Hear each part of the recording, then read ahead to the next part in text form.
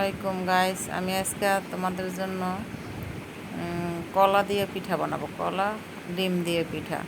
আমাদের বাসায় আমরা সবার বাসায় কম বেশি কলা কেনা হয়। আমার বাসায় কলাটা কেনা হয়, যখন কলাটা বেশি পেকে যায় তখন উপরের ছোলাটা কালো হয়ে যায়, দেখে খেতে ইচ্ছে করে না। তখন কলাটা আমি ফেলে দিই না, আমি উপরের ছোলাটা ফেলে দিয়ে ভিতরে কলাটা দিয়ে, কলাটা নষ্ট হয় না, পচে যায় না, কলাটা ভালো থাকে। ঠিক আছে, তখন ওই কলাটা দিয়ে আমি আমার বাসায় পিঠা বানাই। আমি কীভাবে পিঠাটা বানাইতেছি, তৈরি করতেছি, সেটা সবাই দেখতে পাবা। আমার মতো করে এভাবে সবাই পিঠাটা বাসায় তৈরি করে খাবা, অনেক টেস্ট, অনেক মজা পিঠাটা। ঠিক আছে, আমি কীভাবে বানাইতেছি পুরো শেষ পর্যন্ত সবাই দেখো, দেখে বাসায় ট্রাই করবা।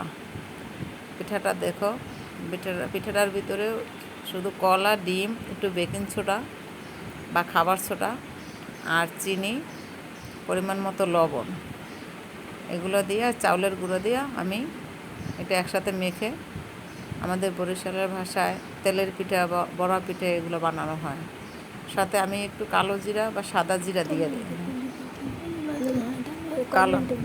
কালো জিরা বা সাদা জিরা এটা আমি ব্যবহার করি। কালো জিরাটা দিলে শরীরের জন্য অনেক উপকার। কালো জিরা আমাদের শরীরের অনেক উপকার করে। আমি কালো জিরাটা দিলাম না, সাদা জিরাটা দিছি, অন্যরকম একটা ঘ্রাণ, অন্যরকম একটা স্বাদ। এই জন্য পুরোটা ভিডিও তোমরা দেখো, দেখে বাসায় তৈরি করে খাবা। আর পিঠাটা কেমন হলো কমেন্টে জানাবা।